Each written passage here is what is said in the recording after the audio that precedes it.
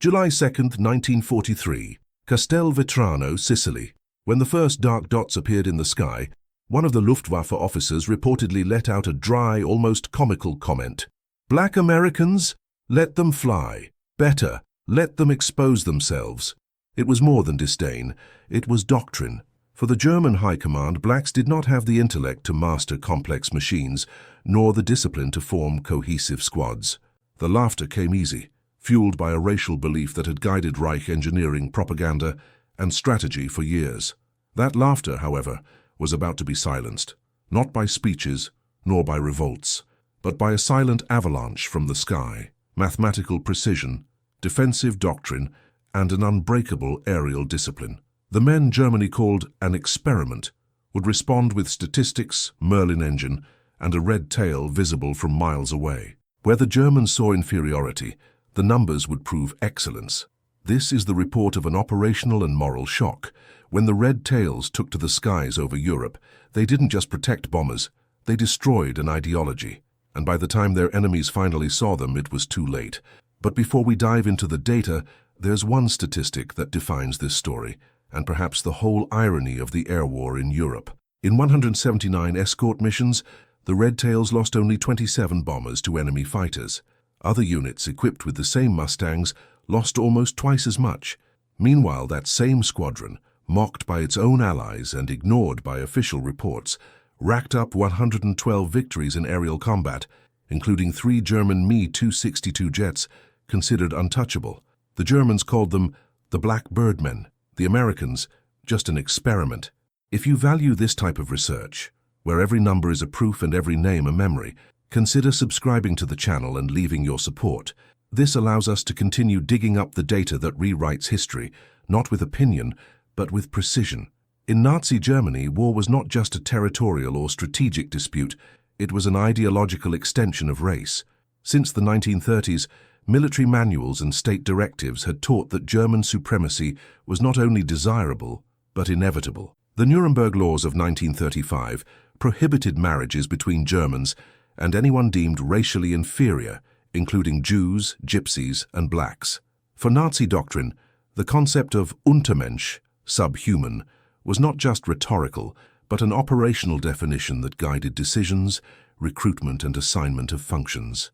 Blacks, according to this logic, were not biologically fit to operate advanced machinery, much less fly modern fighters. When the first reports of the formation of a black squadron in the United States began to circulate among Luftwaffe commandos, the reaction was predictable: disdain, laughter, and incredulity. The idea that African Americans, trained at an isolated base in Alabama, would be able to take on the pilots of the German elite, many trained since the Hitler Youth and shaped by National Socialism, seemed to them more like a piece of Allied propaganda than a real threat. The Luftwaffe in 1940 was still surfing on the glory of the Blitzkrieg. Its pilots racked up victories in the skies over Poland, France, and the early Battle of Britain. They were treated as modern knights, direct heirs to the tradition of the aces of the First World War. Trained in selective schools, they went through a rigorous process of racial and military indoctrination. Each victory was celebrated not only as a tactical feat, but as a confirmation of the biological value of the German soldier. The ranks of Nazi aviation systematically excluded any minority. It was inconceivable to imagine a black man in the pilot's position, especially in combat. So when the first encounters between Allied bombers and red-tailed fighters began to emerge in intelligence reports, German officials preferred to ignore it. Those men, if they were there at all, were statistically irrelevant. The real danger, according to the General Staff's analysis, lay in America's industrial resources. But it was precisely this point that they also underestimated. The air war was not won by individual courage or skill alone. It was beaten by production, spare parts, flight hours, and standardized doctrine. In 1943, the United States was already producing on average 8,000 airplanes per month, against just over 1,000 in Germany. With each German fighter lost, the Luftwaffe struggled to replace. With each damaged Mustang, the Americans replaced it with ease.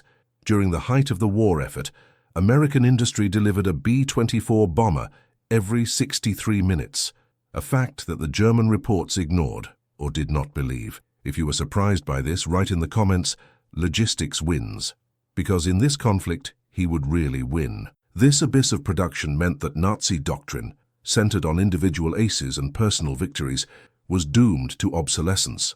While the German pilot collected victories to become a legend, the American pilot was trained to fly in formation, fulfill the mission and come back alive. The strength did not come from the individual but from the whole, from standardization, from replicability. And ironically, it was this collective model that allowed the Red Tails to flourish. While racist doctrines excluded African Americans from the front line, the United States, pressured by civic leaders and the need for skilled labor, made room for what it called the Tuskegee experiment. The Germans laughed, but they were laughing at the most disciplined, resilient and morally motivated gear the European sky would ever know. The very structure of the Luftwaffe began to show signs of collapse in 1943. The fighting in North Africa and Italy drained resources, and the introduction of new models, such as the Focke-Wulf 190, required parts, training, and pilots that Germany could no longer keep up with at scale. The strategy of rapid domination had become a war of attrition, and that favored whoever had the most fuel, the most parts, and the most trained aviators. At Tuskegee, Alabama, each black pilot was given more than 300 hours of flight time before being sent into combat. In Germany, this average dropped to less than 100 hours at the end of the war. The numbers, once again, exposed the bankruptcy of belief. But what bothered German strategists most was not just the fact that red tails flew. That was what they represented. Every successful mission, every protected bomber, every fighter shot down by a black pilot exposed the fragility of the Nazi ideological pillar. It was as if, with each victory of the Red Tails, the very idea of racial superiority bled a little more. They started out as an anomaly and soon became a statistical nuisance that could no longer be ignored. And yet, German textbooks continued to treat them with contempt. Internal documents mentioned mixed groups among American combatants, but rarely explicitly mentioned the presence of African Americans. It was easier to deny than to accept the bankruptcy of the doctrine, until the first direct combat came. An encounter in the skies over Sicily would put the Red Tails face to face with Luftwaffe pilots for the first time, and from then on, laughter would be replaced by silence, and eventually by fear, because on that day, a young man from Indiana would do the impossible, shoot down one of Nazi Germany's most respected fighters. His name, Charles B. Hall. The swastika painted on his warhawk would only be the first. In 1925, the U.S. Army's own War College published a report that would seal the fate of black men in the military ranks for decades. The Negro is admittedly inferior in mind to the white, weak in character, emotionally unstable, and unfit to lead in combat. This document, endorsed by high-ranking officials, not only reflected the racism of its day, it institutionalized it. Within the armed forces, this ideology translated into total segregation, separate dormitories, restricted functions, complete absence of blacks in aviation, engineering, commands.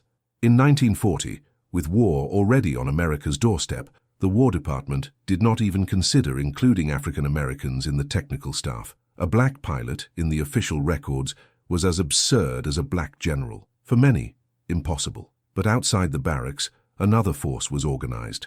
Civic leaders such as A. Philip Randolph of the labor movement, Walter White of the NAACP, and Justice William H. Hastie pressed the Roosevelt administration with a simple and impossible-to-ignore question. How could the United States fight fascism abroad while sustaining racism at home? The answer would come hesitantly, disguised as a concession. In 1939, Public Law 18 authorized the federal government to expand civilian pilot training, but with a little-noticed amendment. At least one school designated by the Civil Aeronautics Authority was to be opened to the training of black pilots. It was the first breaking point, a minimal opening, but one that civic leaders and journalists from the main newspapers of the black community, such as the Pittsburgh Courier and the Chicago Defender, knew how to turn into a trench. The constant media coverage created public pressure on the White House. In a symbolic and political gesture, Eleanor Roosevelt personally visited the Tuskegee, Alabama flight school and flew with a black pilot. The photo of the tour toured the United States, but behind the scenes the distrust of the high command persisted.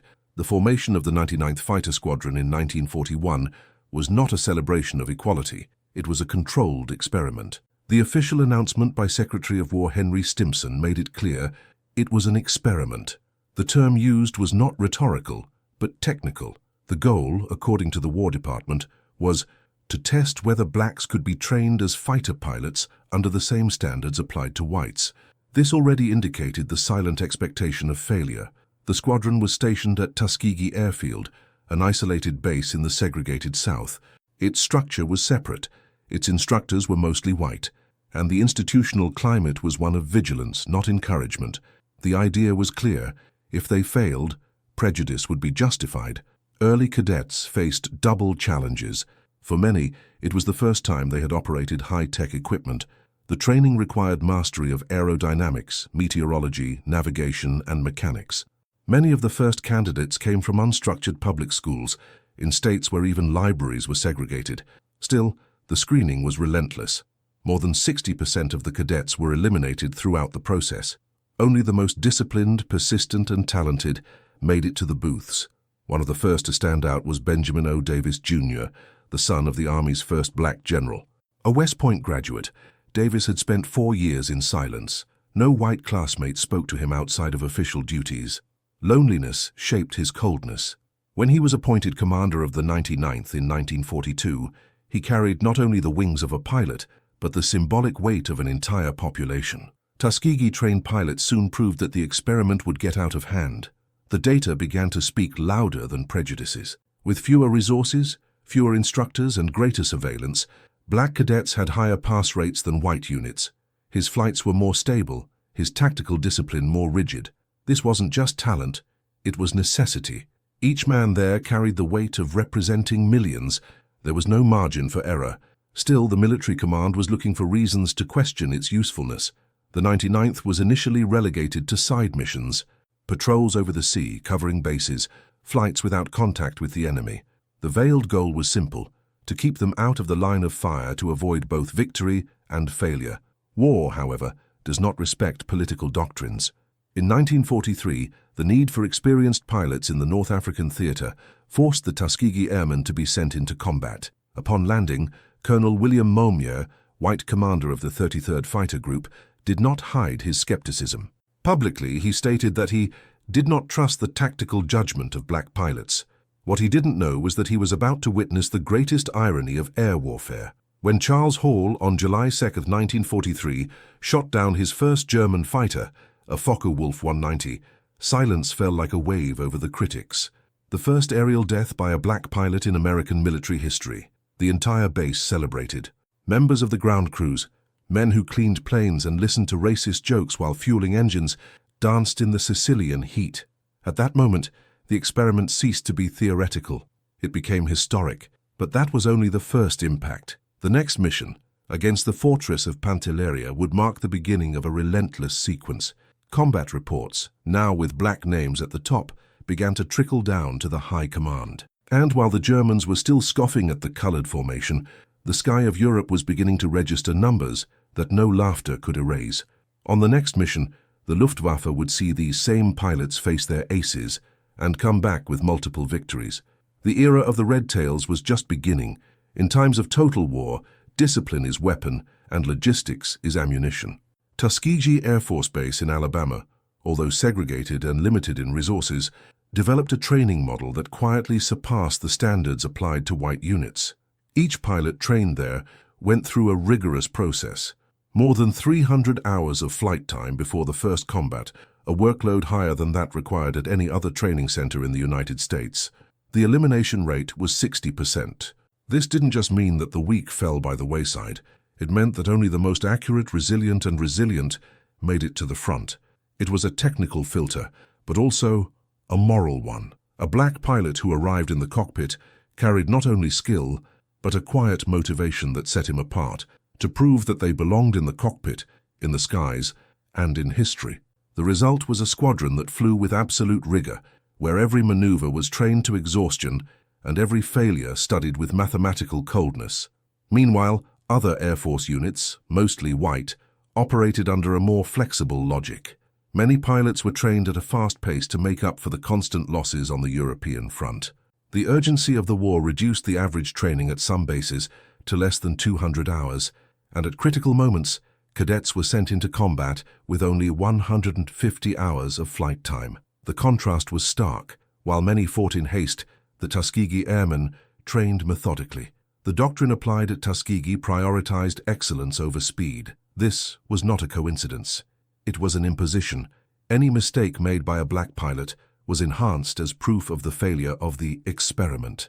The survival of the unit itself depended on irrefutable performance, but what emerged there was not only competence, it was an unprecedented doctrine, forged under the pressure of prejudice and statistics. The Red Tails were molded not as lone hunters, but as collective protectors. Benjamin O. Davis, Jr., upon assuming command of the 382nd Fighter Group, instituted a simple but revolutionary rule: stay with the bombers, always. This guideline ran counter to the dominant culture among fighter pilots. In many units, the pursuit of individual victories, for kills that yielded glory, medals, and ace status, led pilots to abandon formations to pursue easy targets. With the Red Tails, this was not allowed. The mission was not to kill, it was to protect. Success was measured not in trophies, but in bombers that came back in one piece. This philosophy translated into numbers. In 179 escort missions, the Red Tails lost only 27 bombers to enemy attacks. The average of the other units was 46. The data does not only impress, it deconstructs the myth. The supposed technical inferiority was overcome by a superior collective strategy. They were not individual heroes flying to fame, but pieces of a precise gear, in which each decision was thought to maximize the survival of the group. Each squadron behaved like an air protection formation with overlapping layers, a defensive web designed to intercept German fighters before they reached the bombers. From a technical point of view, this required not only training, but coordination, mastery of radio, mastery of three-dimensional airspace, and tactical reading of the battlefield were trained to the limit. Black pilots, in addition to flying, needed to maneuver accurately and read the environment in advance. Many mastered multiple aircraft models before they even set foot in Europe. Such operational flexibility was rare. Even rarer was the rigor of maintenance. Tuskegee mechanics, all black, also operated to exacting standards. They knew that any mechanical failure would be blamed on incompetence, not a shortage of parts. So they worked under a culture of quiet excellence. Every Mustang that took off was the result of nights of millimeter adjustments. The irony was evident. Germany, which cultivated the myth of the technically superior soldier, never imagined that its greatest aerial defeat would come from a group that trained on dirt runways, flew under internal surveillance, and operated with fewer resources. What the Nazis called inferiority was in practice resilience. What the US High Command called an experiment turned out to be one of the most disciplined groups of the war. And discipline at this stage of the war was beginning to become the most valuable currency of the air conflict, because on the other side of the Atlantic, time was playing against the Germans. The Luftwaffe, which at the beginning of the war operated with almost absolute dominance of the sky, was already beginning to feel the weight of the logistical disadvantage. The accumulated losses required the urgent training of new pilots, many with less than 100 hours of flight time. As early as 1944, the Luftwaffe's elite fighters were increasingly isolated, facing coordinated, protected, and ruthless. And among them, a name began to circulate with increasing frequency: Red Tails. The Red Tails were appearing in German mission reports, initially as an observation, then as a tactical concern, but the real transformation was yet to come. The Red Tails, hitherto confined to protection missions and tactical tests, were about to be assigned to a role that would change everything, flying long missions into the heart of the Reich, escorting B-17 and B-24 bombers to Nazi Germany's most protected targets. It was the ultimate test, and what would happen there under the armored skies of Germany would turn the Tuskegee experiment into legend. Because on the next mission, the Red Tails would not only face the German aces, they would outmaneuver them, flying with a strategy that the Luftwaffe never anticipated. On the morning of July 2, 1943, the engines of the B-25 Mitchells roared over Sicily. The mission was clear: to destroy the Castelvetrano airfield, one of the last German air fortresses in the region. Flying above them, in tight formation, were the fighters of the 99th Fighter Squadron, the Tuskegee men. It was First Lieutenant Charles B. Hall's 8th combat mission. Until then, He was just another name in military records, a disciplined, discreet, methodical pilot. But on that day, his accuracy would make history. Within minutes of the bombers dropping their payloads on the target, two Focke-Wulf 190s broke through the clouds in an aggressive dive, attempting to intercept the bombers from behind.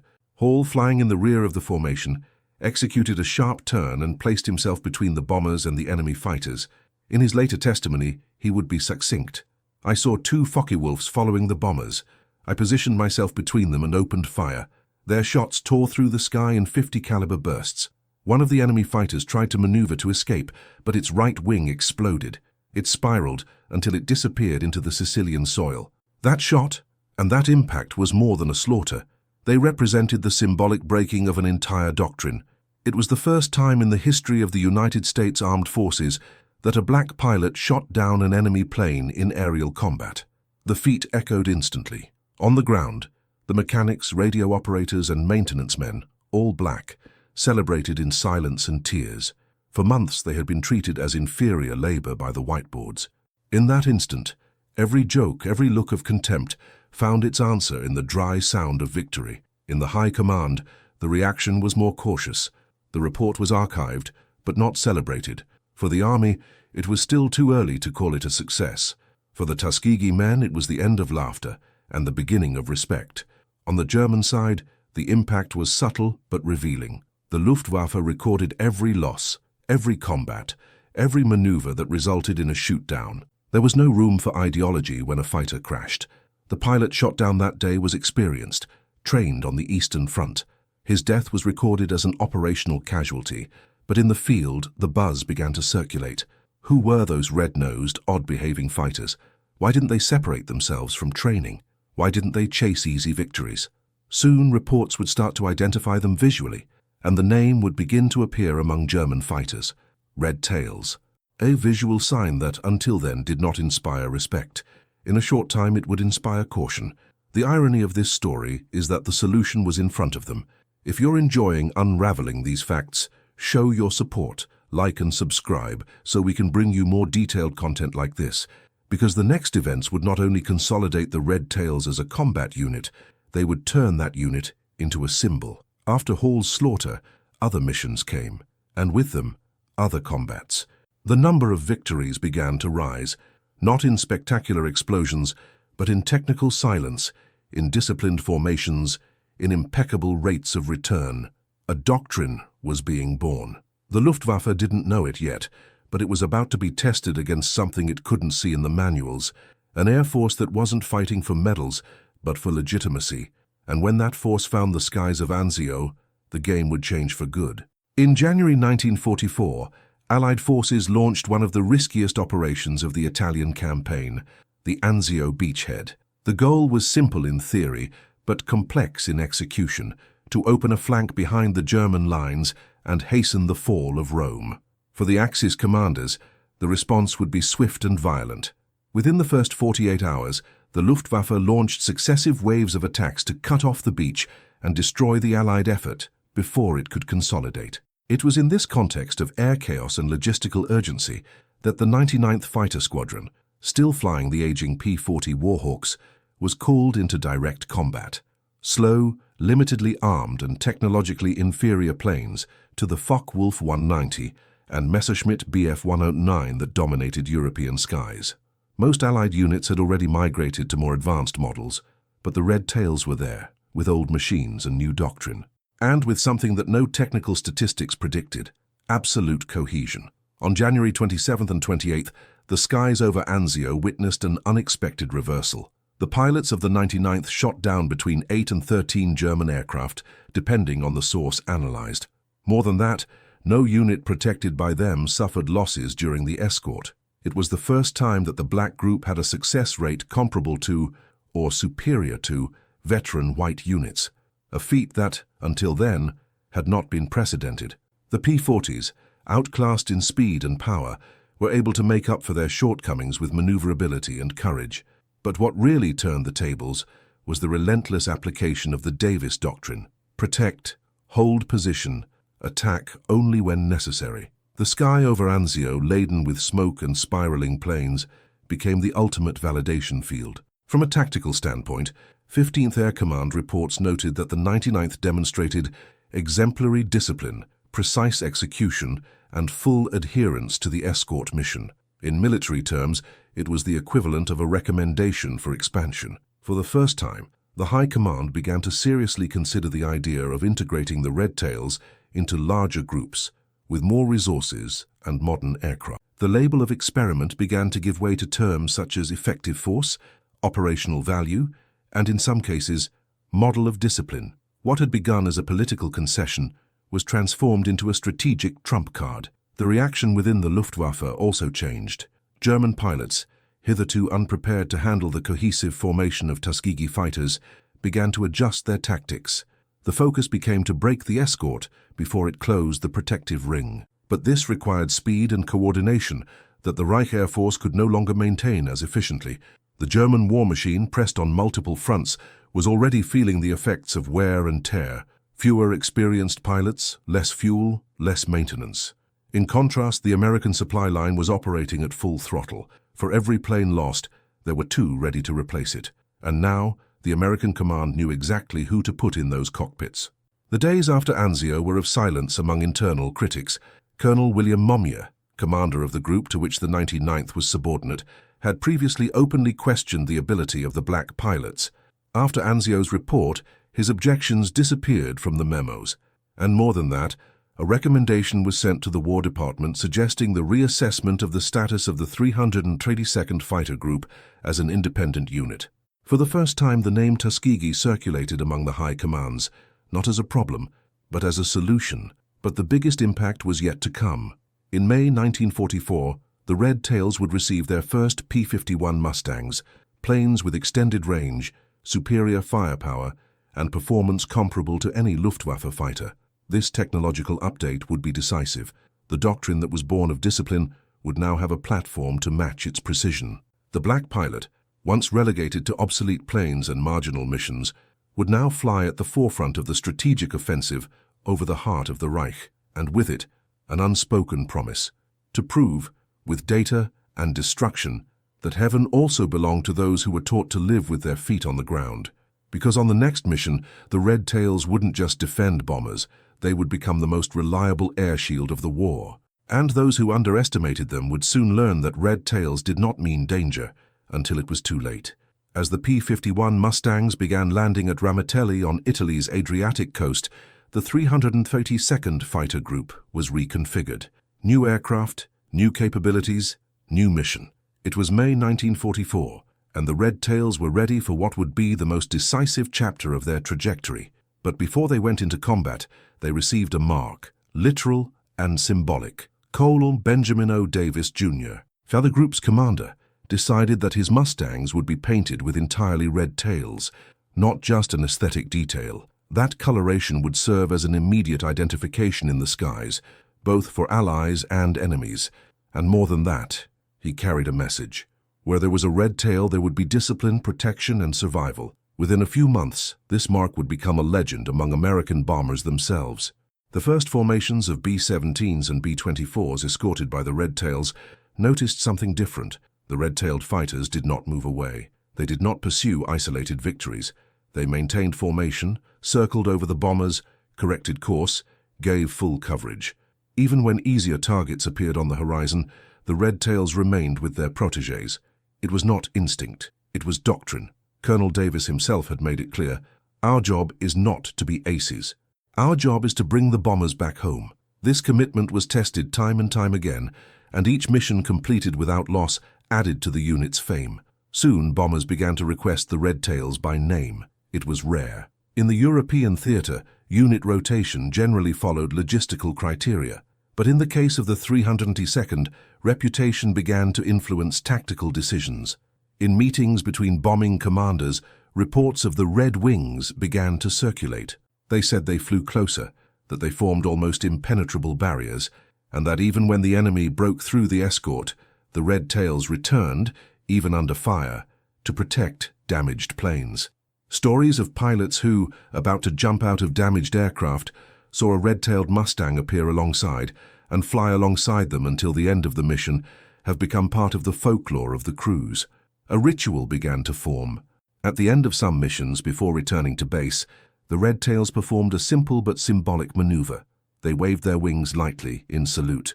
From the ground, the bomber crew responded with waves, with handkerchiefs, with discreet gestures of respect. Most of the time, they didn't even know who those pilots were. They only saw the red and understood. These men protected us.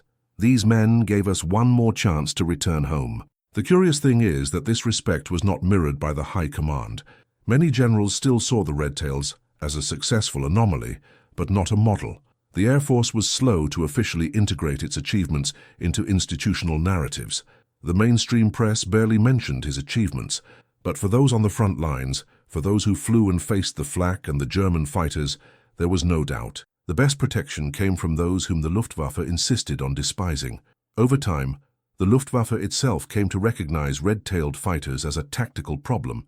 Intercepted reports mentioned his disciplined background and unusual persistence. In some areas, they began to avoid direct engagements when the Red Tails were present. Still, officially, the German command never treated them as a strategic threat, a choice that, in the following months, would have a cost. Because as the fighting intensified and the losses mounted, the Red Tails didn't just maintain their effectiveness rate, they improved it.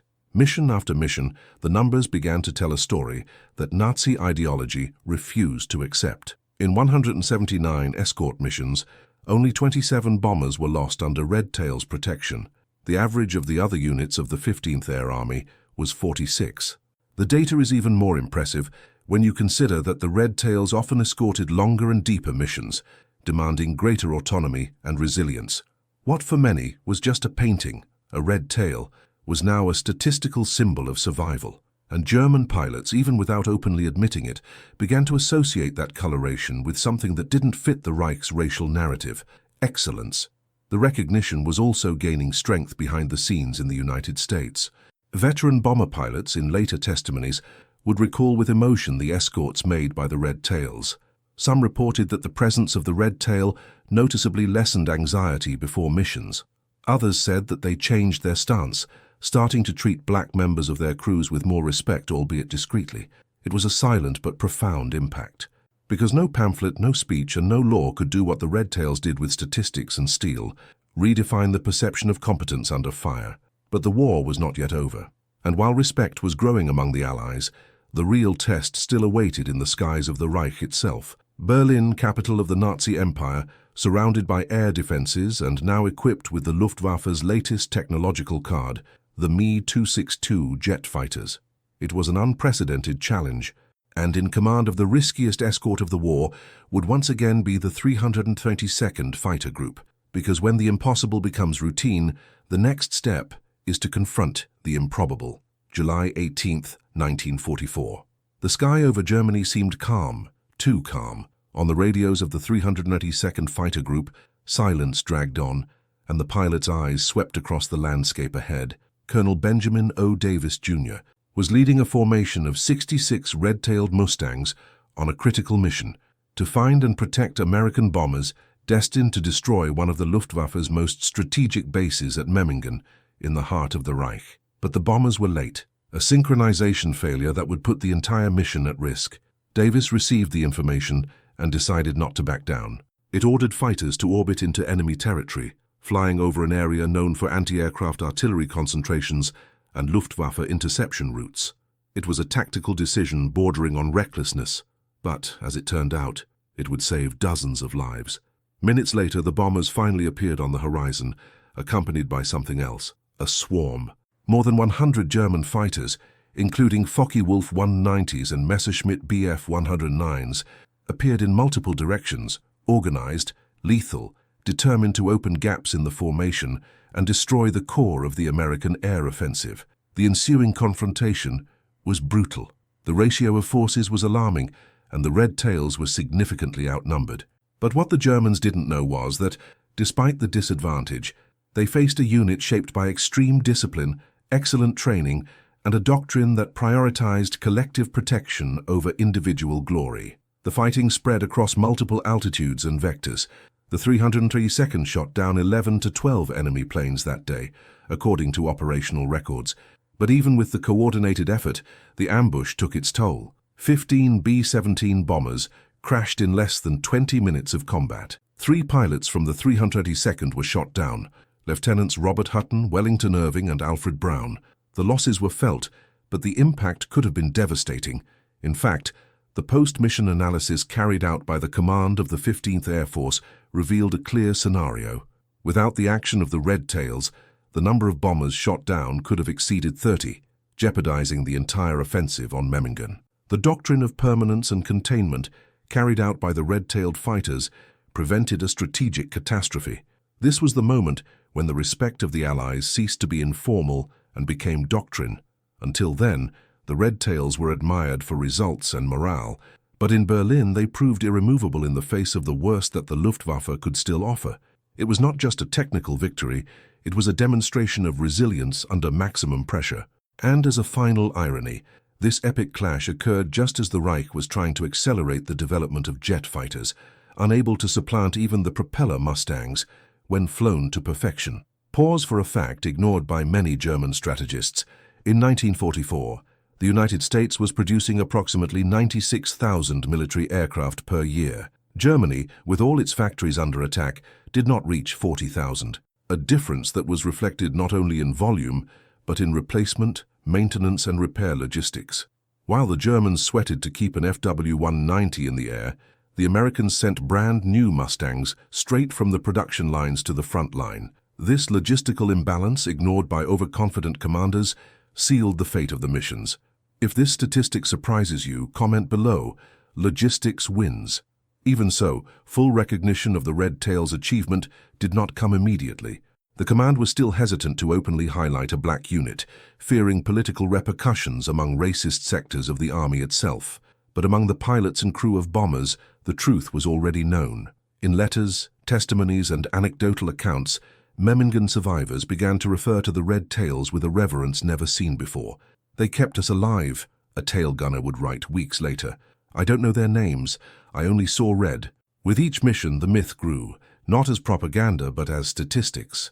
The war would still reserve surprises, including technological for both sides. The Luftwaffe had not said its last word, and the skies of Europe would soon be crisscrossed by jets at speeds never seen before. But while Germany bet everything on cutting-edge technology, the Red Tails bet on something that the Reich could not manufacture at scale: discipline. And it was this discipline that would soon face the first operational jet fighter in history, the Messerschmitt Me 262, a battle between eras, between engineering and execution, and once again, the men that Nazism mocked as impossible would be at the head of the formation. March 24, 1945, Berlin. The dark sky of the Reich capital would be, once again, the scene of a clash between doctrine and reality. Ahead of an escort mission of more than 1,600 miles, departing from Ramitelli Airfield, Italy, the 332nd Fighter Group, the Red Tails, had a new threat to contend with: the Messerschmitt Me 262, the first operational jet fighter in history. Armed with 30mm Panzer cannons and capable of reaching 870 km/h, the Me 262 was the Luftwaffe's last technological hope. Too fast for any propeller hunting, it promised to turn the tables in the skies over Europe, at least on paper. The Germans believed that this machine would end the era of Mustangs, Spitfires, and Lightning. But what Nazi technical doctrine ignored was that even cutting-edge engineering fails when it encounters the wrong enemy. The 392nd knew about the challenge. Intelligence reports indicated that the Jagdverband 44 jet group was positioned to defend the Daimler-Benz tank factory, the target of the day. But Colonel Benjamin Davis stuck to the plan. Ahead of 43 red-tailed Mustangs, he instructed the pilots, "Keep formation, stay with the bombers, but be ready." When the bombers appeared over the target, the Me 262s also arrived. Nearly 24 jet fighters surged up like arrows, tearing through the skies, striking in swift and deadly passages.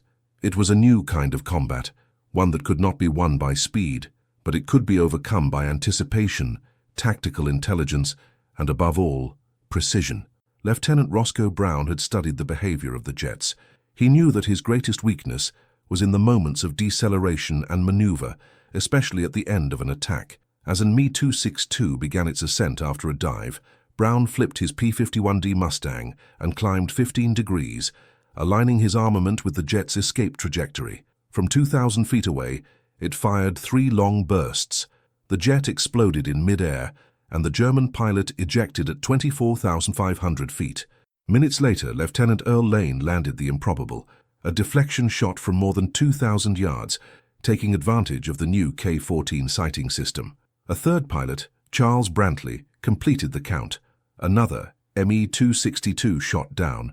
3 jets destroyed by propeller planes in a single day. This mission, still recorded today as one of the most unlikely feats of air warfare, exposed the Luftwaffe's greatest miscalculation, the belief that technology could compensate for the discipline and preparedness of the enemy.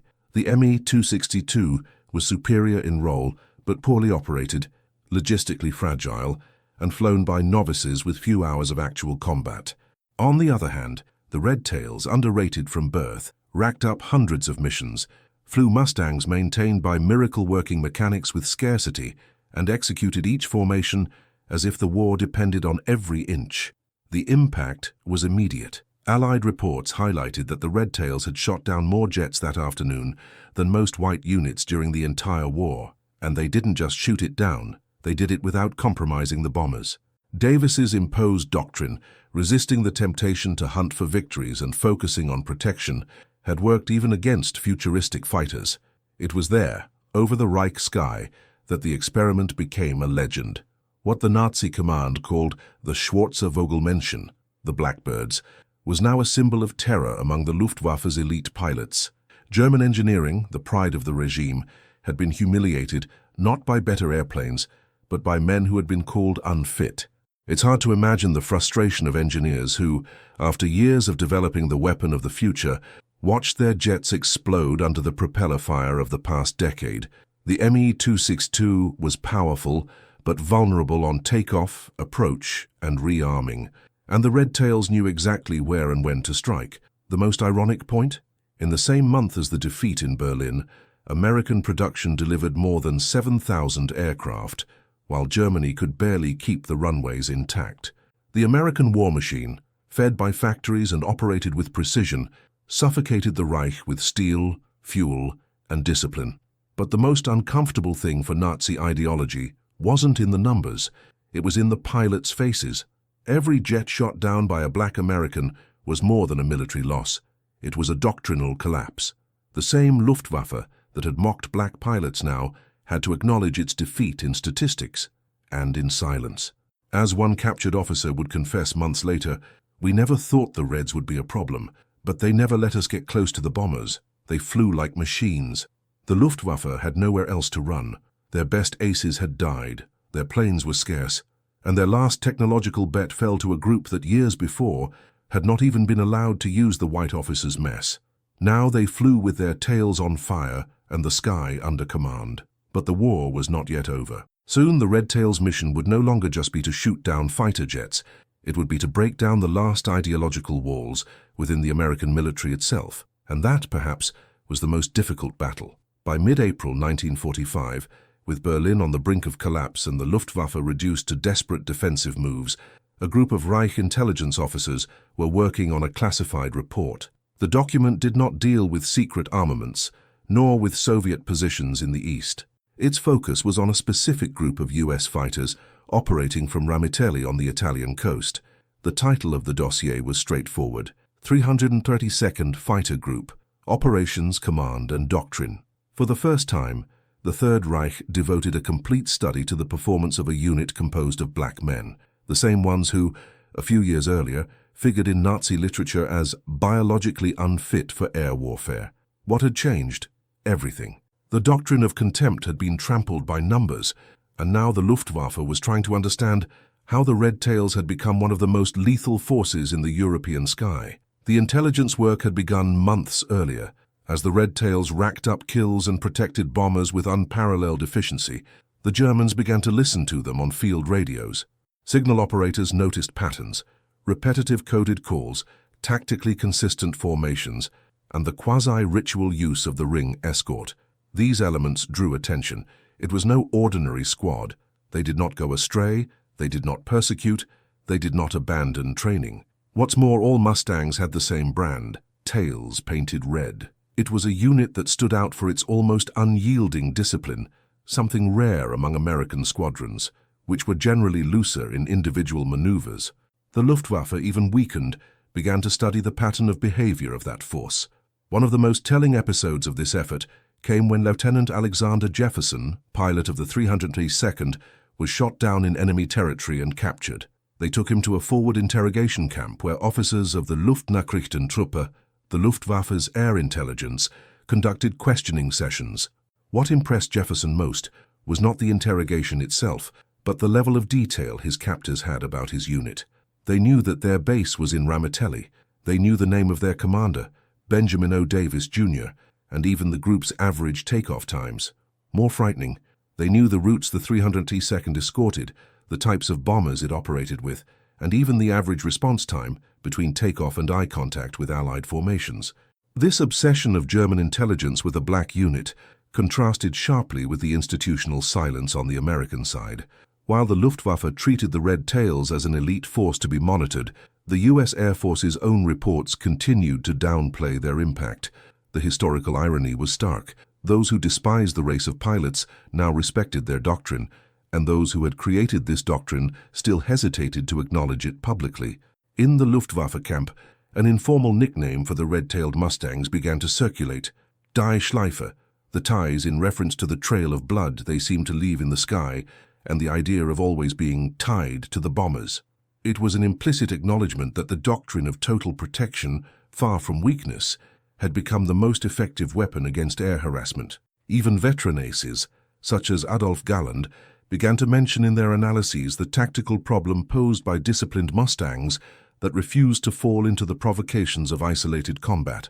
But the Luftwaffe's most thorough study of the red tails was not in the interrogation rooms, it was in the statistics. With the collapse of fronts and the loss of territory, Germany's command centers began to consolidate data on air losses. The presence of the 322nd was a recurring pattern. Where they flew, the kill rates were higher, and German losses more significant. It was the kind of data that could not be ignored even by those who had built their ideology on the denial of any black military value. What the Nazis never understood is that while they tried to turn men into machines, through doctrine, propaganda, and exclusion, the Red Tails did the opposite. They used the machine as an extension of human discipline. They were drivers who did not see the Mustang as a symbol of personal power, but as part of a collective gear. And that, in the eyes of the enemy, was what made each red tail even more threatening. In the end, the most disconcerting thing for the German analysts was to realize that they had started laughing and ended up studying. The blackbirds, previously ignored, were now priority targets in internal Luftwaffe briefings. And while the American High Command was still discussing the political expediency of publicly praising a segregated group, the enemies were already treating them as an elite force. An involuntary confession that went through the propaganda and touched the truth. What the doctrine said was impossible, was winning in the skies of Europe. But there was something that even the Luftwaffe could not calculate, something that did not appear on flight maps or in interrogations. A weapon that did not fit into tables or manuals. Memory. Because the Tuskegee men weren't just winning a war, they were building a legacy. And this legacy would soon begin to leak from the hangars to the newspapers, from segregated bases to the halls of Congress, from ignored reports to the history books. And the world finally would have to decide whether to keep laughing or start listening. Ramitelli was not a base. It was a field. A piece of Italian land near the Adriatic Sea, hastily transformed into an operations runway for the 322nd Fighter Group. The floor was made of beaten gravel, the tents made of thin canvas, and hangars, if they could be called that, were makeshift structures with local wood and recycled tarpaulins from supplies.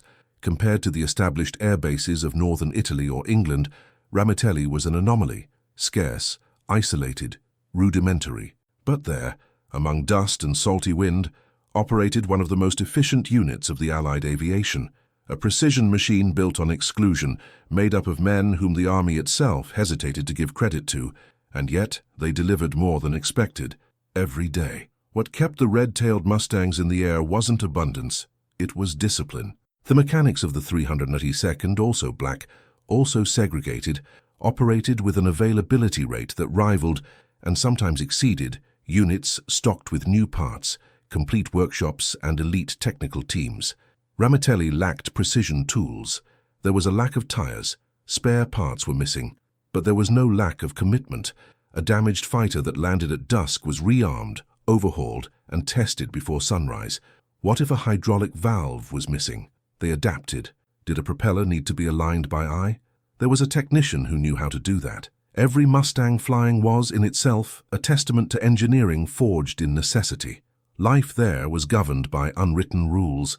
Each pilot, before the mission, went through the same ritual: a review of the aircraft alongside the chief mechanic, an intelligence report, a tactical meeting with Davis or another officer, and finally a collective prayer, sometimes in a hushed voice, sometimes in a murmur, under.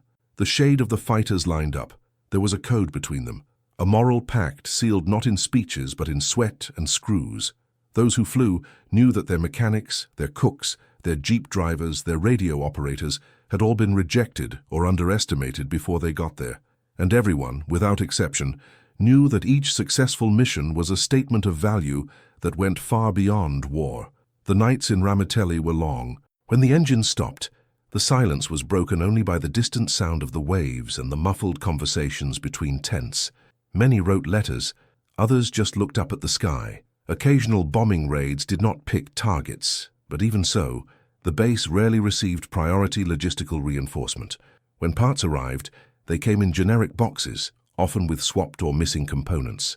Still, in the month of March 1945, the 332nd completed 39 missions, without a single cancellation due to mechanical failure. This in a field without a paved runway, without air-conditioned hangars, and with reduced personnel. It is in this scenario that the true strength of the Red Tails is revealed, not just in the skies but on the ground, because there is no plane that takes off without a mechanic. There is no training that can be aligned without an operations sergeant. And there is no mission that will come back if logistics fail. In Ramitelli, logistics were artisanal, but ruthless. It was the opposite of the industry in Detroit. There was no assembly line, but there was rhythm, there was precision. There were people who knew that their work was invisible but essential, and they did it anyway. The reports of the pilots themselves reinforced this. Lieutenant Span Watson said he never doubted the state of his fighter. If Sergeant Evans handed me the key to the cockpit, I knew I could fly to hell and back. Another pilot, Charles McGee, recalls how he learned the sounds of the engine from his mechanic to detect any variation still in the taxi. It was a technical relationship, but also a fraternal one, forged in repetition, respect, and the certainty that no one would save them if they failed each other. Ramitelli's material context only highlights the achievement of the 332nd. While bases such as Foggia and Bari were given extra generators, radar equipment, and tow trucks, the Red Tails used ropes, stakes, and mental calculations. The average replacement of aircraft in white units was 4 days. In Ramitelli, it extended to 9. Even so, the Red Mustangs were always ready. It was, as some veterans said, engineering with a soul. And perhaps that was what most confused the Germans. When they interrogated prisoners or intercepted reports, they tried to understand how a base without resources sustained such operational consistency. They looked for answers in charts, but there was no formula. There were men who had been barred from sitting in the same mess hall as their colleagues, but who now delivered ready-made planes more efficiently than any unit of the 15th Air Force.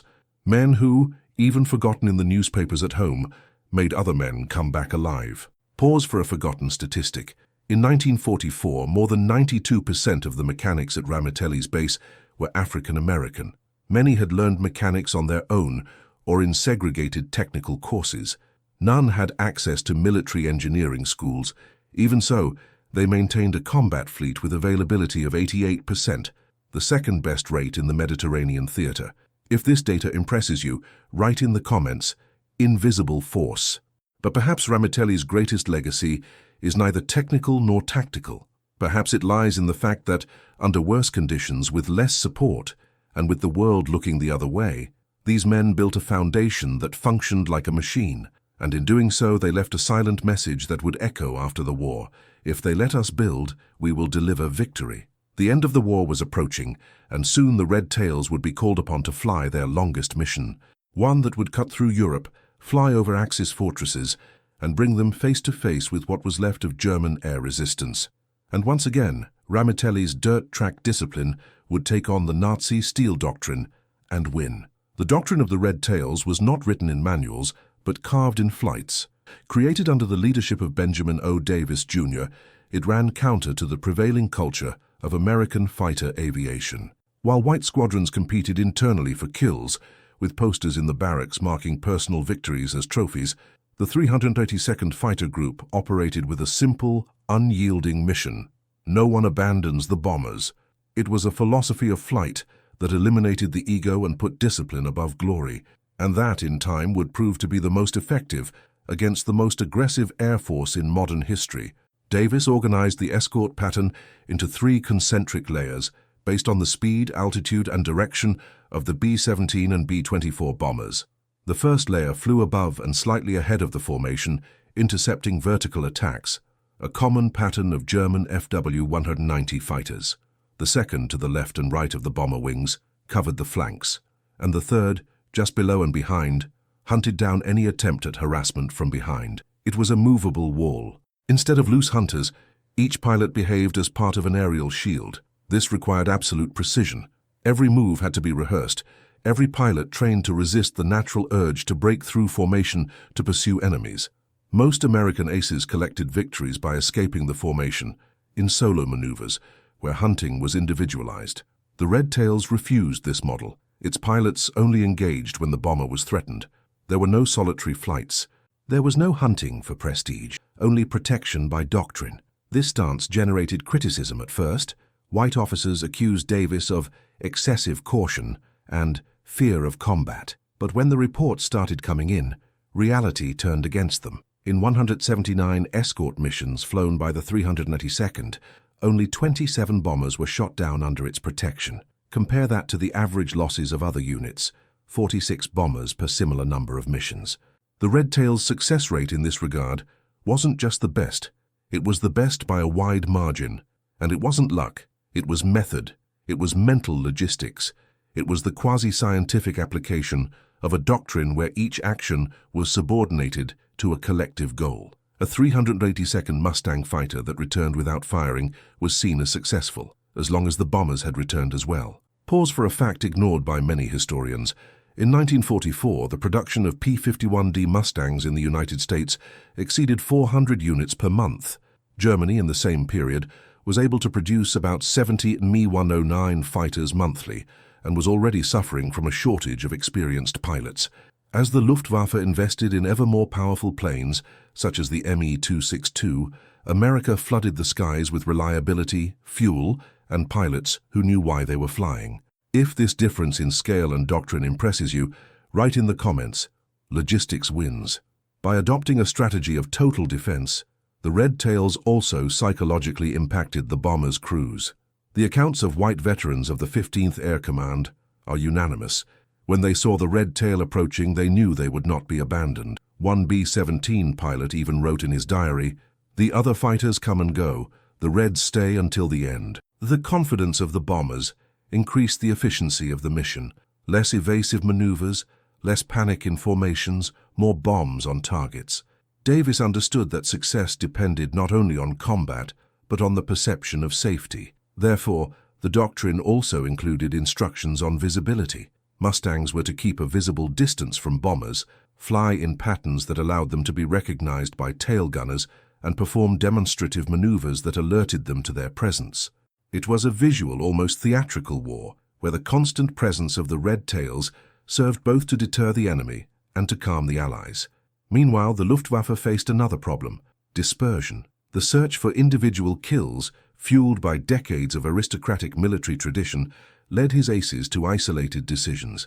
Many flew out of formation, ignored orders to turn back, and risked solitary pursuits.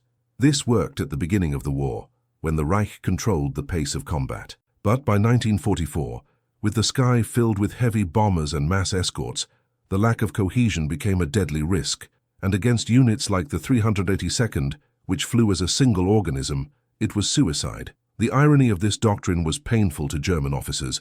They, who had underestimated the Tuskegee pilots for their origin, were now defeated by a fighting philosophy that the Luftwaffe could never replicate, not for lack of technique, but for lack of operational culture. The mentality of internal competition coupled with logistical collapse and the loss of veterans, prevented the Germans from developing an effective response. Every mission of the Red Tails was a humiliation for Nazi propaganda, a group that did not seek glory but delivered victories. By the end of the war, the 332nd was already informally recognized as the most reliable escort in the European theater, but his reports were still less prominent. The Central Command hesitated to publicly celebrate the achievement of a black unit, and while Washington debated the political impact of this, the red-tailed pilots kept flying, refueling, taking off, always with the same lineup, always with the same doctrine. But the Red Tails doctrine was about to pass its final test. In one of the last major air offensives against the industrial heartland of the Reich, they would be called upon to face a superior number of enemy fighters, flying simultaneous missions under heavy anti-aircraft fire. And this time, even discipline would not be enough. It would be necessary to invent, improvise, and survive. What would come next would not only test his doctrine, it would test his soul. As the Red Tails won battles in the skies over Europe, they faced another silent war upon landing. It was a war with no gunfire, no sirens, no radio communiques, but as constant as any aerial combat. It was the war against his own country, because even after perfect escort missions, even after facing jets at 800 km/h and returning with the formation intact, these men were forced to use separate bathrooms, eat in segregated tents, and sleep away from the white pilots they protected. Their heroism ended at the airstrip.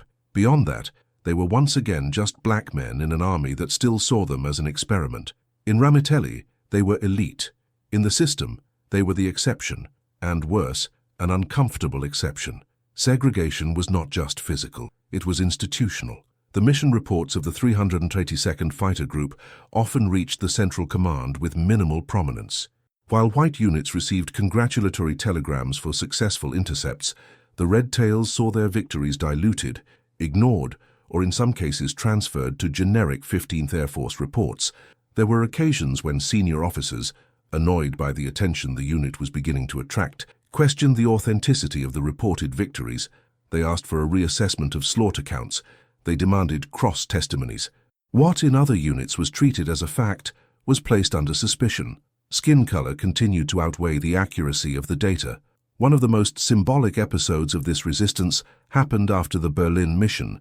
In July 1944, the Red Tails had engaged more than 100 German fighters and prevented what would have been a massacre by Allied bombers. The mission report was extensive, detailed, irrefutable, but when it reached the desk of General John K. Cannon, commander of the 12th Air Force, it was not endorsed with the expected emphasis. Instead, it was redistributed for operational context analysis, a bureaucratic language that, in practice, meant political archiving. Pilots who had saved dozens of lives were not even mentioned in that week's honorable mentions. It was as if the victory had happened, but without witnesses. Even among colleagues, acceptance was partial. Some white drivers asked for the Red Tails by name, trusted them in the air, but on the ground few agreed to share accommodation, dinners, or photographs. The dissonance was brutal, fighting brothers in the skies, strangers on the ground, and the Red Tails knew it. They knew that their heroism did not buy equality. It was just another argument to be ignored by a system resistant to change. Even promotions were politicized. Career black officers faced additional barriers. They needed absolute performance with no margin for error to move up where others climbed with half the merit. The medals were also in arrears.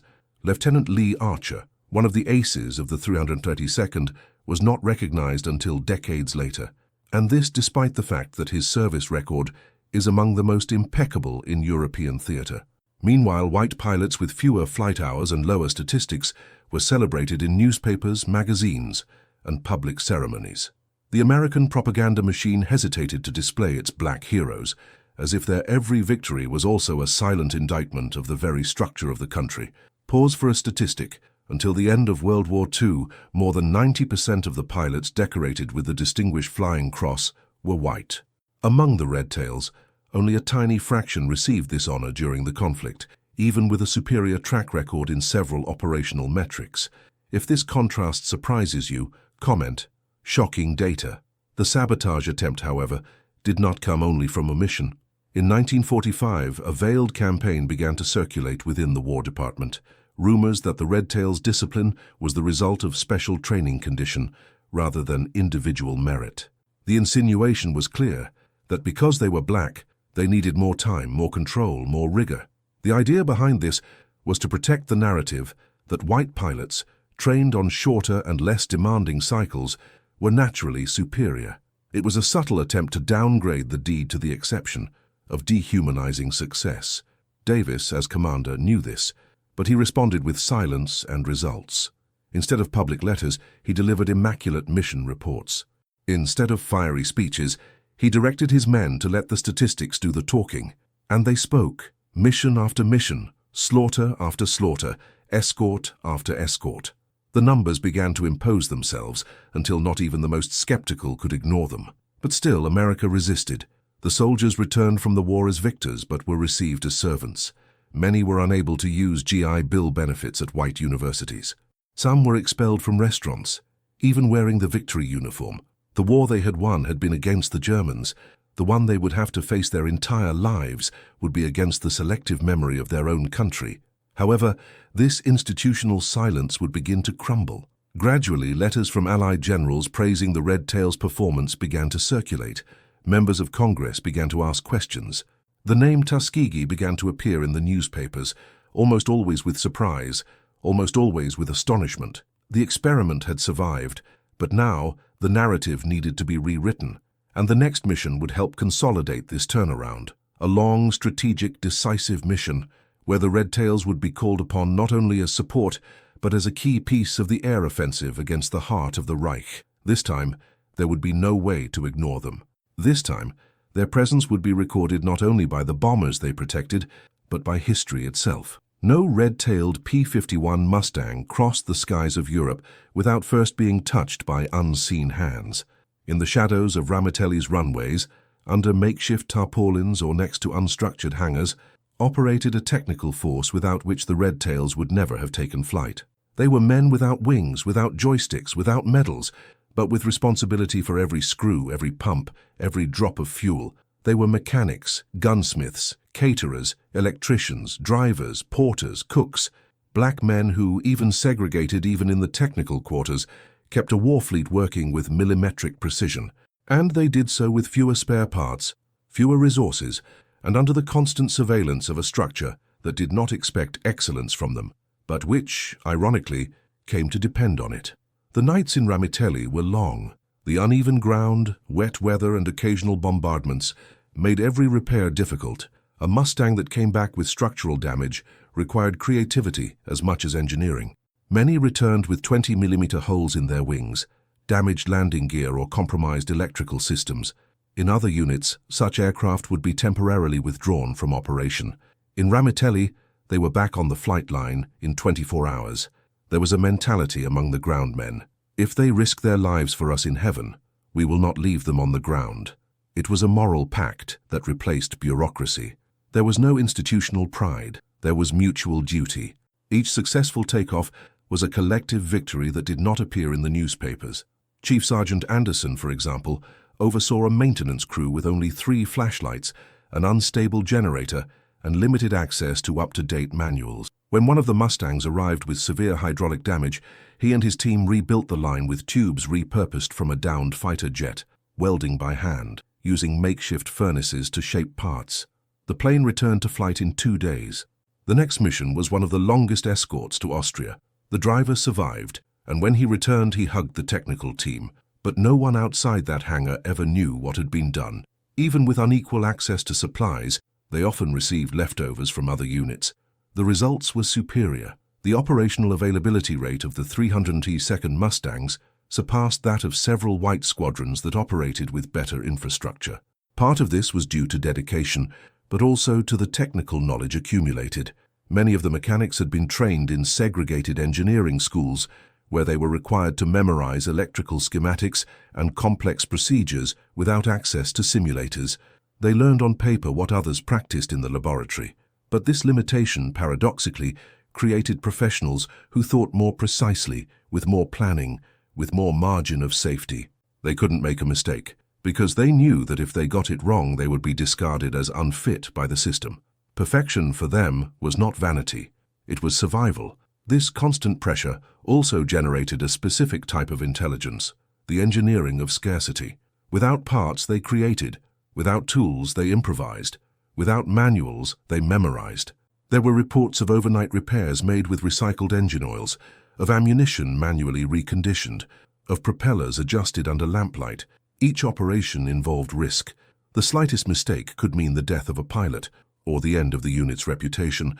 But mission after mission, delivery after delivery, they kept the fleet alive, and they were almost never mentioned in the reports. While pilots faced prejudice in the air, ground men faced contempt on the ground. They were never invited to the medal ceremonies. They rarely appeared in the official photos. Their names were not on plaques, and for many senior officers, they were not even considered combatants. But without them, there would be no combat, and the pilots knew it.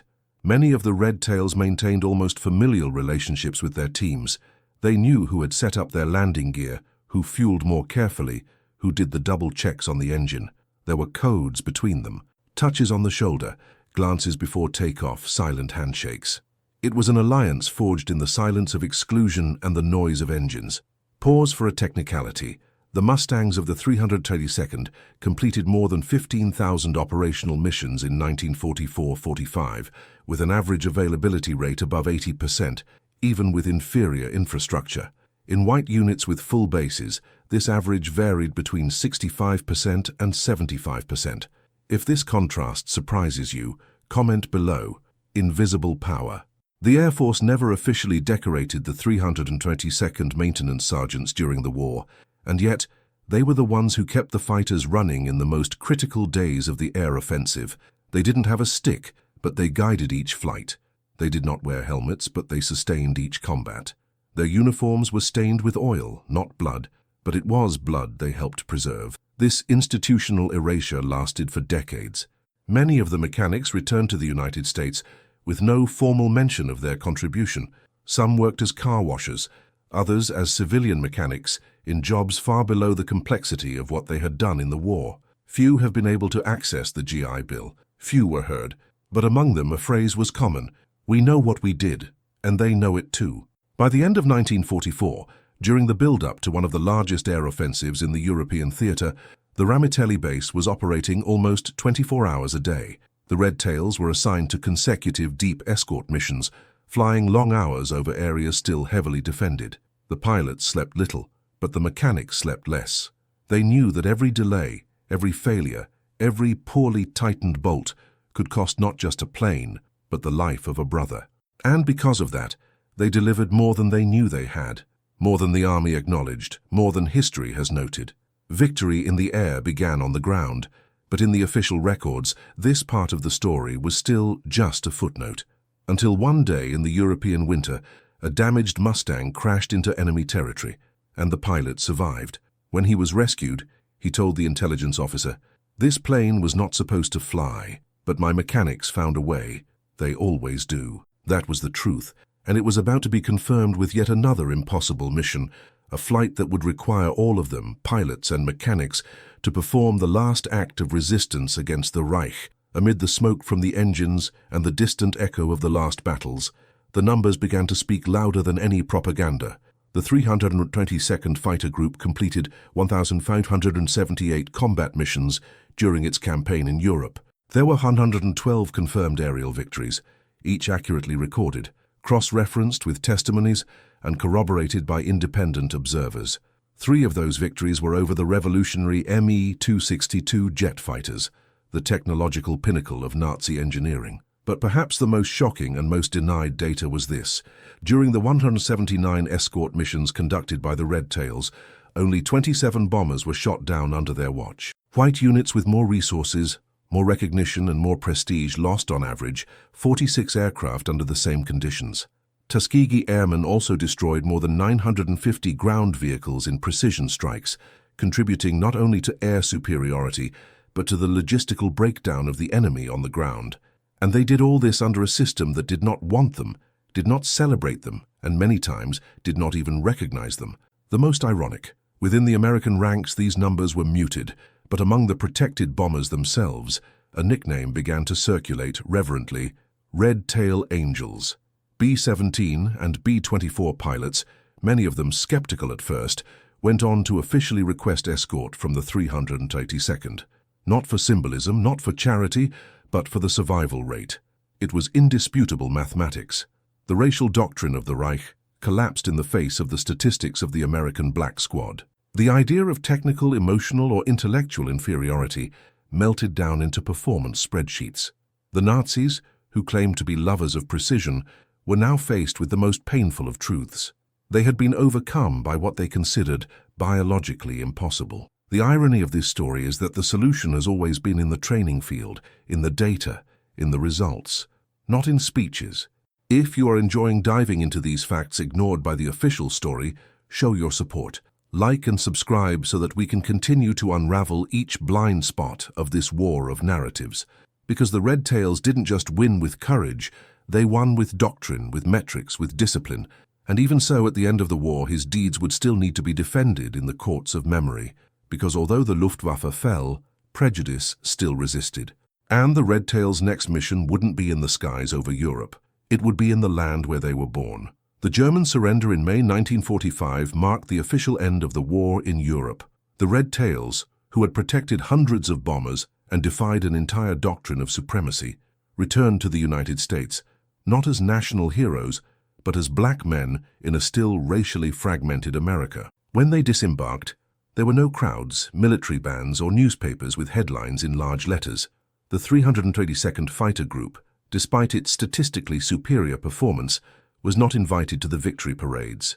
While other units marched on the main avenues of major cities, many of the Tuskegee pilots were barely able to rent a room in hotels where the white airmen themselves were greeted with champagne. Captain Lee Archer, recognized for his number of aerial victories and accurate tactics, was still forced to use separate entrances to public establishments. The uniform did not save him from the look of contempt, and the combatant's badge was ignored by doormen and receptionists who refused to accept his humanity. No medal was enough to overcome the wall of color. In official post-war records, the name Tuskegee Airmen has all but disappeared. There was no direct mention in many Air Force reports, nor in doctrine compilations or strategic studies. Segregation did not end with victory. It just changed scenery. It left the European skies and returned to the cafeteria counters, to the interstate buses, to the Pentagon archives. Even mechanics and ground operators, who had maintained an availability rate higher than the national average, were dispersed to smaller roles or dismissed without honor. It was as if the war they had won had not happened. The resistance to his memory was institutional. Many high command officers preferred not to revisit the reports of the Escort campaigns, as this would imply admitting that their doctrinal premises were wrong. The doctrine that blacks had no emotional or cognitive capacity for air combat had been imploded, not by speech, but by statistics, and that was exactly what bothered me the most. The numbers were there, cold, incontestable, but still ignored. When President Harry Truman finally signed Executive Order 9981 in 1948, which mandated the desegregation of the armed forces, he did not directly name the Red Tails. It took a coordinated pressure campaign led by veterans, journalists, and civil activists. The signing came more as a response to the threat of mass protests than as spontaneous recognition. And even after the order, implementation was slow, full of administrative obstacles and veiled sabotage. For years, Tuskegee Airmen were relegated to the footnotes of military discussions, treated as an exception rather than what they really were, an air elite that exceeded all expected performance standards.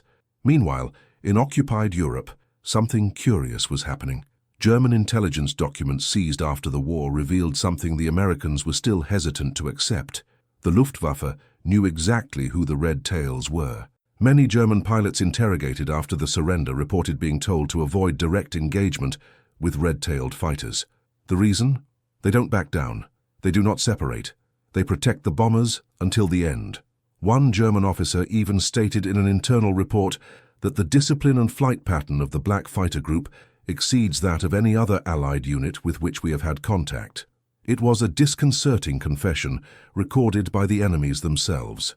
But in American power circles, the echo of this recognition has been drowned out. There was, yes, respect between brothers in uniform. Many white pilots who flew with the Red Tails kept in touch with their counterparts after the war ended. But this was personal, not institutional. The official history preferred other narratives, the great battles, the white aces, the famous generals.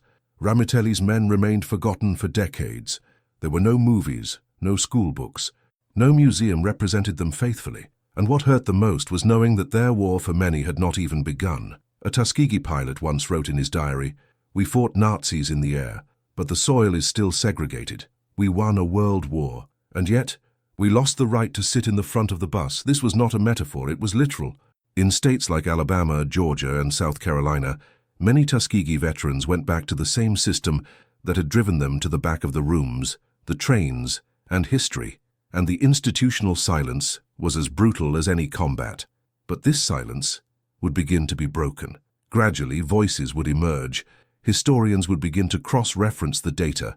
Old records previously forgotten would be recovered.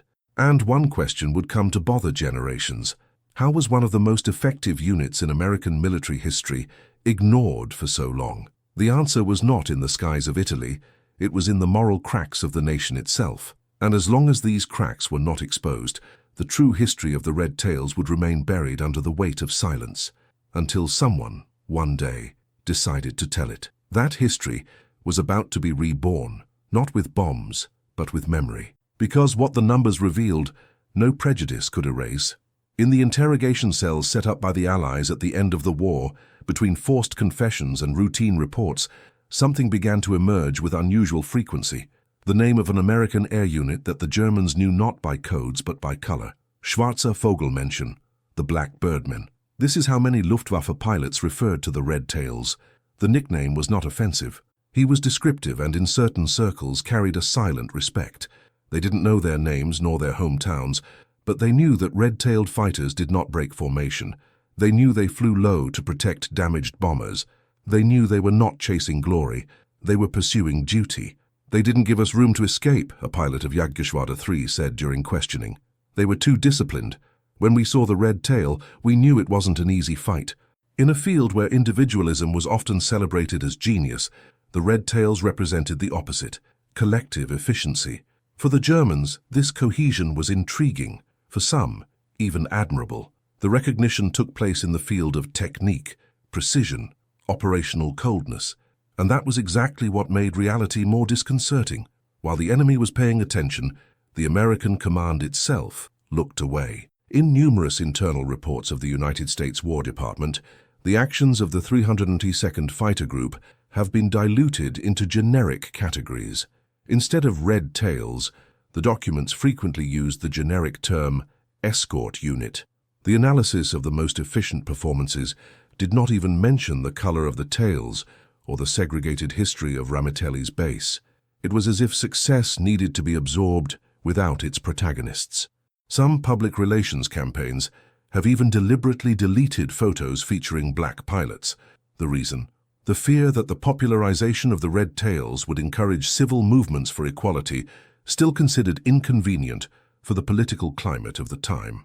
Meanwhile, in the prison camps, German officers explained to American interrogators that they preferred to avoid confrontation with the dark-nosed, red-tailed hunters. The reversal was clear and cruel. Those that had been called a race experiment were now respected by the engineers of destruction, but ignored by their own engineers of history.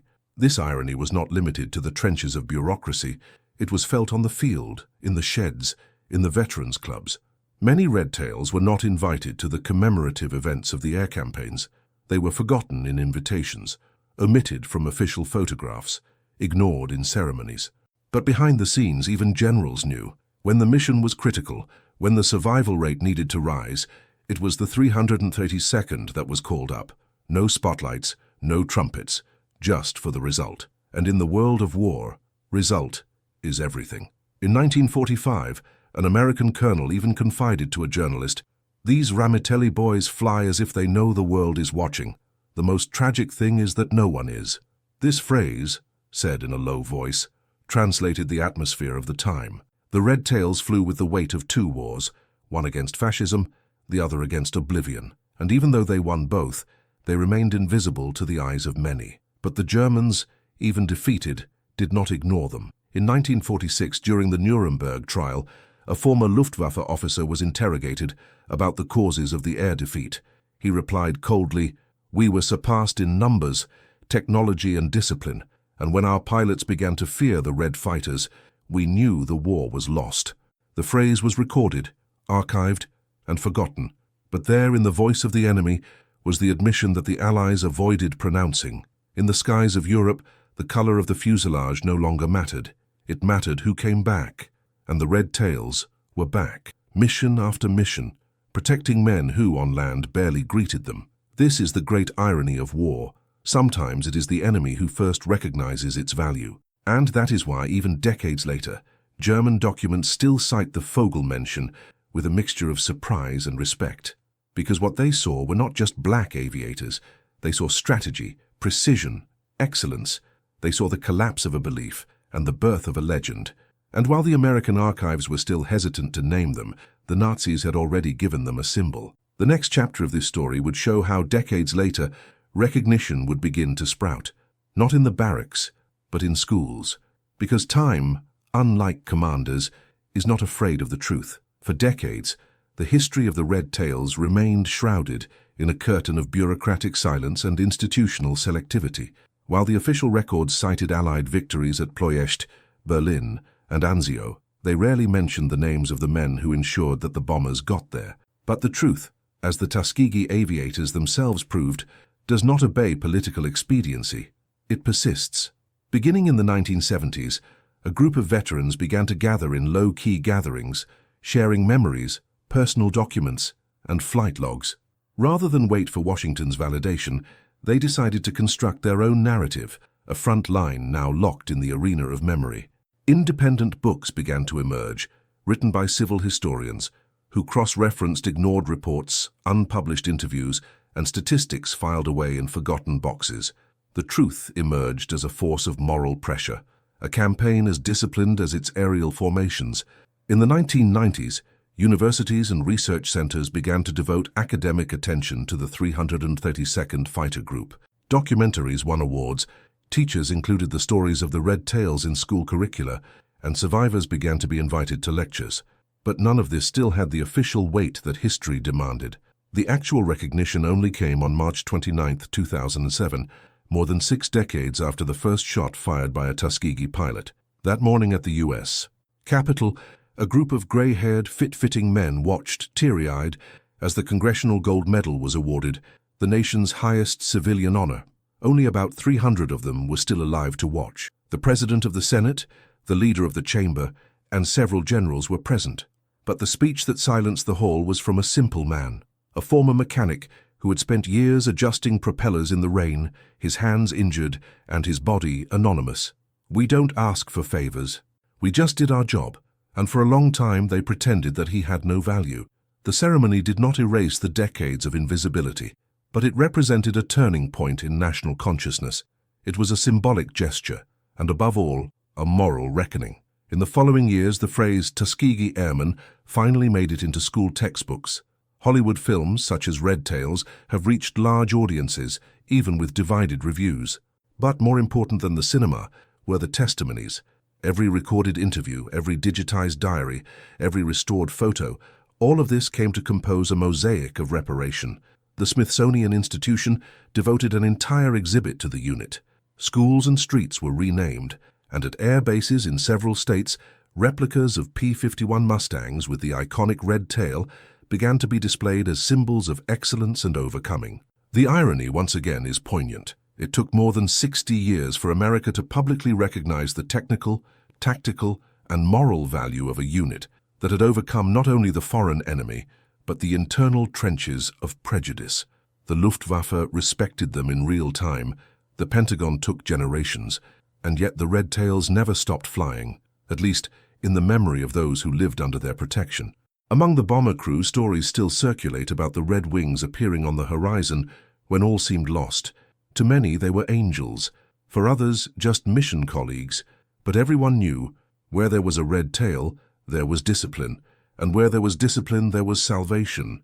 The journey from denial to recognition was long and incomplete, because for many of the aviators and mechanics, true recognition never came in life.